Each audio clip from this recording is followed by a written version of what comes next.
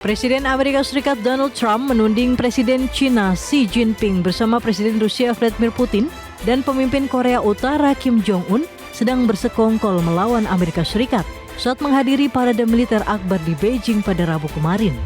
Seorang hakim federal memutuskan bahwa kebijakan penghentian dana hibah senilai sekitar 2,2 miliar dolar Amerika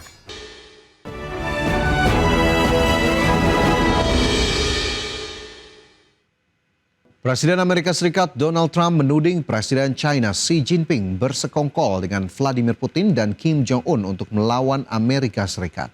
Tuduhan Trump tersebut muncul usai ketiga pemimpin negara itu hadir dalam parade 80 kemenangan China atas Jepang dalam Perang Dunia II.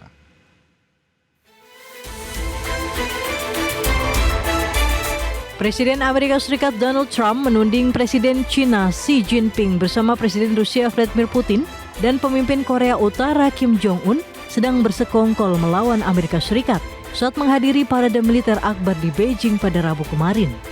Dalam unggahan di media sosial, Trump menulis ucapan selamat kepada China yang merayakan 80 tahun kemenangan atas Jepang di Perang Dunia II, sambil menyelipkan sindiran keras terhadap kehadiran Putin dan Kim dalam peringatan tersebut. Saat menyaksikan parade terbesar yang pernah digelar China itu, Xi Jinping tampak berada di barisan terdepan para pemimpin negara bersama dengan Putin dan Kim, serta Presiden Republik Indonesia Prabowo Subianto. Pernyataan Trump muncul di tengah masih rumitnya negosiasi perjanjian dagang jangka panjang antara Amerika Serikat dengan China.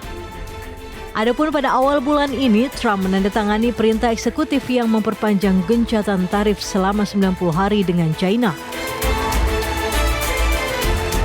Kebijakan terbaru itu akan mencegah kenaikan tarif impor Amerika Serikat terhadap produk China dari 30% menjadi 145%.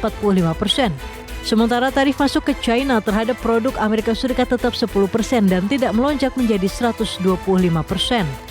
Selain itu, Trump juga berusaha menekan Rusia untuk mengakhiri perang di Ukraina. Namun Putin tetap melanjutkan serangan militer terhadap warga sipil Ukraina dan menolak bertemu langsung dengan Presiden Volodymyr Zelensky. Berbagai sumber, IDX Channel. Pemirsa, Hakim Federal menyatakan penghentian dana hibah kepada Universitas Harvard oleh pemerintah Amerika Serikat merupakan kebijakan yang tidak sah.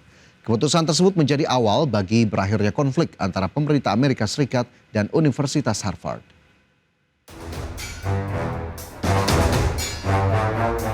Seorang hakim federal memutuskan bahwa kebijakan penghentian dana hibah senilai sekitar 2,2 miliar dolar Amerika kepada Universitas Harvard oleh pemerintah Presiden Amerika Serikat Donald Trump sebagai kebijakan yang tidak sah. Dengan demikian, Trump tidak dapat lagi menghentikan pendanaan penelitian untuk universitas bergengsi di Amerika Serikat tersebut. Keputusan Hakim Distrik Alison Burroughs di Boston tersebut menandai kemenangan secara hukum bagi Universitas Harvard dalam upayanya mencapai kesepakatan untuk dapat mengakhiri konflik antara Gedung Putih dengan universitas tertua dan terkaya di Amerika Serikat ini. Sebelumnya, pemerintahan Trump mengambil tindakan terhadap Harvard terkait dengan gerakan protes pro-Palestina yang mengguncang kampus dan universitas-universitas lain. Setelah serangan Hamas terhadap Israel pada 7 Oktober 2023 dan genosida di Gaza. Salah satu tindakan paling awal yang diambil pemerintah terhadap Harvard adalah pembatalan ratusan hibah yang diberikan kepada para peneliti.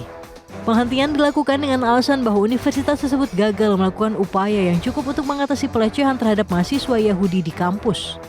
Sejak itu, pemerintahan Trump berupaya melarang mahasiswa internasional untuk kuliah di Harvard, mengancam status akreditasi Harvard, dan membuka peluang pemotongan lebih banyak dana hibah dengan menyatakan bahwa universitas tersebut melanggar Undang-Undang Hak Sipil Federal. Berbagai sumber, IDX Channel. Masih bersama kami di Prime Market Highlights, pemirsa, kita ke informasi mancanegara. Militer Israel menargetkan mampu menguasai wilayah Gaza sepenuhnya pada akhir bulan ini. Untuk mewujudkan target tersebut, Israel mulai memobilisasi puluhan ribu tentara cadangan. Militer Israel mempercepat upaya untuk menguasai wilayah Gaza sepenuhnya yang ditargetkan selesai pada bulan ini. Israel bersikeras untuk menguasai Gaza meski dikecam keras oleh dunia internasional. Sebagai percepatan langkah aneksasi Gaza, Israel mulai memobilisasi puluhan ribu tentara cadangan dan berencana mengusir 1 juta warga Gaza. Langkah ini diambil meskipun peringatan keras datang dari pucuk pimpinan militer Israel sendiri, sementara serangan udara dan artileri terus menewaskan warga sipil di seluruh wilayah Gaza. Menurut pejabat Israel yang meminta anonimitas karena membahas strategi militer, serangan besar-besaran sudah dilakukan di pinggiran Gaza, tetapi mereka akan menyerbu pusat kota pada pertengahan September ini.